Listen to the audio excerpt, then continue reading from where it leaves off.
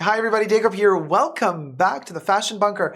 Mr. Bernard Arnault, the boss of LVMH, Louis Vuitton, Moet Chandon and all that good stuff, Dior, all the luxury, darling, the richest allegedly man in Europe, Bernard Arnault. That's him in front of the Louis Vuitton perfumes. He's apparently in a little bit of trouble at the moment. As reported by Independent magazine, and I quote the title, billionaire Louis Vuitton owner Bernard Arnault and Russian oligarch, let me repeat that, and a Russian oligarch are investigated in money laundering probe. Now let's get into it. But before we do, subscribe to my channel here on the tubes. Push the join button next to the subscription button. Become a member today. Gain access to extra perks. You can also join me on Patreon. superdacob all spelled together for extra perks. Thank you to all my members and patrons who have already pledged. Push the notification bell to get notified every time I make a new video. Thumb up this one. And let's get straight to it. I'm filming this live and I have my live chats on the sidebar. Y'all, this is juicy tea. Now, everything I say in this video is for entertainment purposes only, not rooted in any truths or facts.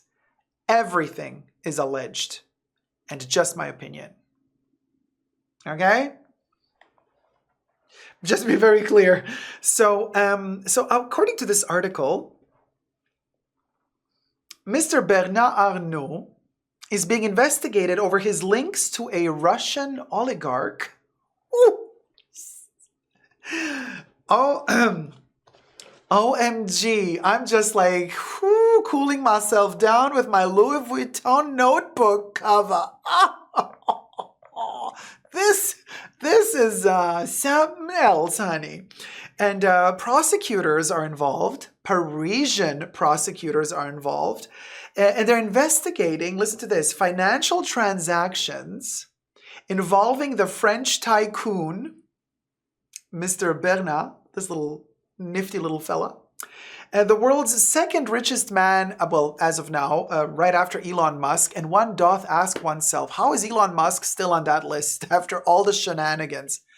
One doth wonder. And he's investigated by prosecutors for his financial transactions involving himself and a businessman from Russia called Nikolai Sarkisov, allegedly. Now, the inquiry is centered on property purchases in Courchevel, which is a ski resort, like a very, very, very famous ski resort somewhere in France where all the millionaires and billionaires own property, where they go on holiday during the holiday season, where they, retract to do some private family time, but also maybe, to meet up with the good old rich friends and maybe plan out other businesses for the future. So it's a ski resort in the French Alps known for being a playground for the ultra-rich. That's what the prosecutor says. Now, how did these two fellas get tangled up with each other so that they appear to be sus for the prosecutors in Paris? Well, apparently Mr. Sarkisov acquired property in that region via a transaction with Mr.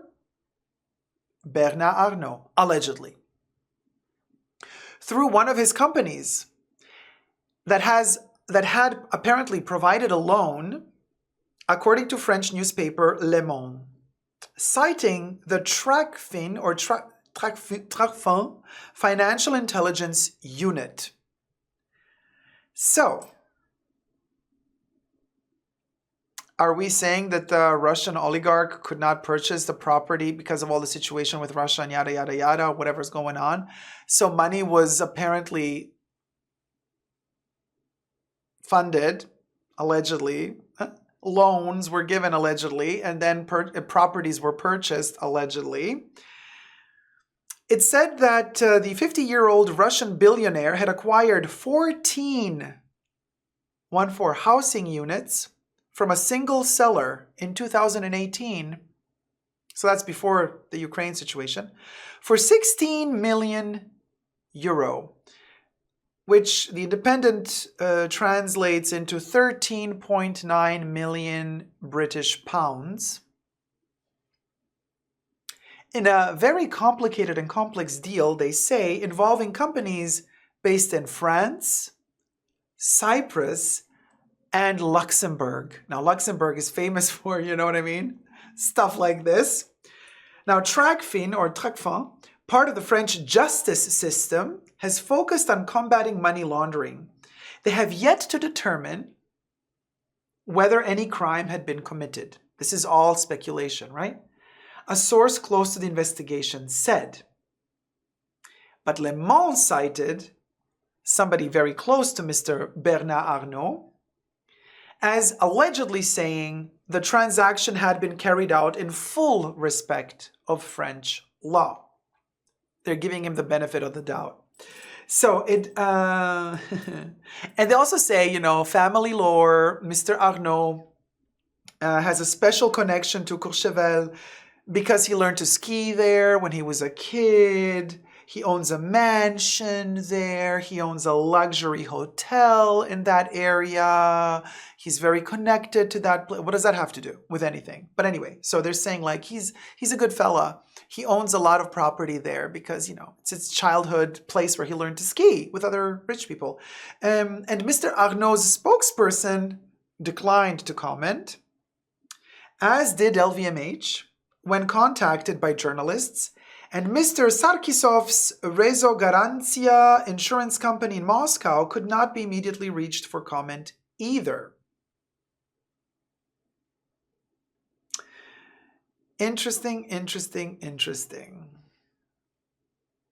Mr. Bernard Arnault's fortune is estimated to be $164 billion, which translates to 134 billion British pounds, according to Bloomberg financial experts. Let that sink in. And Arnault is now 74 years old. He looks fabulous for his age, by the way. Is preparing to hand down his empire. You know, he proclaimed his daughter like boss of Dior. This could have some implications because his son might want to take over. So it almost feels like he's setting his kids up to battle amongst each other, for like the stronger kid to win and take over. But he is planting the seeds already for his kids to take over his empire, which apparently took him over 34 years to build himself. Now, at the tender age of 74, to have this sort of implication, accusation, allegations going on about laundering, Russian oligarchs, that's not good. Okay. Already he's taken a hit with LVMH, with the financial situation going on, with the economic situation going on, with the stock not being as good as it was last year, with sales not being as strong as they were last year. And now this hit on top, it's kind of, what do you guys think? You know, this is very, very interesting. Very, very, very, very interesting. The article also says, you know, in 2019, when the situation happened with the Notre Dame Cathedral burning down, he pledged. This is like, is this one of those situations like the Johnny Depp trial with what's her name? Heather. Is her name Heather? I forgot her name already. The woman, Heather. What was her name?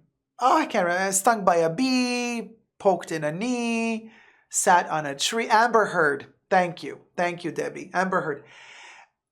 She pledged. But Elon Musk jumped in to help. She promised, she didn't give the money, but she pledged she would give the money. But the money she did not give. You know what I mean? So he pledged to give 200 million euro, I think the article says. Yes, 200 million euro or 173 million pounds for the restoration of Notre Dame Cathedral after it was devastated by a fire. Interesting how the article says pledged. They did not say that the money went through yet, or will it, I don't know. But this whole phrasing, if you read between the lines, it all sounds very sketchy to me. Tanisha says agreed. Debbie says Pharrell told on him, LMAO. Oh my gosh, could you imagine if like Pharrell called authorities? Nancy says, does this mean we don't wear our Louis Vuitton bags now? Nancy, don't forget that Louis Vuitton existed before Bernard Arnault bought the company, right? So Louis Vuitton as a brand was privately owned way back then when it was first founded. So if we look at the heritage of Louis Vuitton and we stick to the heritage pieces that were all designed and created before the takeover, then I would say it's fine. You know, yes, you might still be buying the new product, so you're giving this gentleman the money, but you could buy vintage. Classic vintage Louis Vuitton pieces, and those are from before his time, you know, or might not be from before his time, but are, by purchasing them, you're not giving money to his pockets. And you are buying a piece of Louis Vuitton history that existed design-wise before he was even born, potentially. Because the Louis Vuitton company, I think, is older than 74 years. If he's 74 years old, you know what I'm saying? The Speedy was designed in the 20s and the 30s. The Keepall was designed in the 30s. The Noe bag is from the 30s. Like those, the Alma bag is like what, from the 20s or the 30s. So those like are all designs that have nothing to do with him and his company. His company is profiting off of the heritage of those pieces. They're using the good name, the good reputation that Louis Vuitton built up through those pieces throughout the decades to now make money off of it. You see what I mean? So there's a differentiation to be made there, just my opinion only. But there you go. Corey says, I'm getting a vintage Speedy 30. Selena says, I think hoarding money is the root of all evil. And why do you need $100, $200 billion? What for? You can't possibly spend them in hundreds of lifetimes from now on, you know, till the future. It's just ridiculous. So nobody needs that kind of money to live a really wealthy, happy life. Nobody. Yes, Yankee Barbs, resting on one's laurels. That's the concept. That's the concept. My pre-loved bucket is saved. Phew. Yes, Rosanna, it's JHT says it's just an ego thing. Well, I don't know about you guys, but I am closely looking forward to the continuation of this little drama here, because this article just left it kind of, you know, it's kind of a cliffhanger. You know, it's like, for now, everything, there's no proof of anything, but they're investigating. The French authorities are investigating. And I, for one, am really looking forward to what that investigation is going to bring, because I want to know where this story is headed. Don't you want to know? Well, stay tuned, because of course we're going to deliver however this continues here on my channel. So be sure to subscribe, push the notification bell, thumb up this video, comment down below to get the algorithm running, and let me know your thoughts and prayers. And until next time, darling, what do I say at the end? What do I say? What did I write it down here?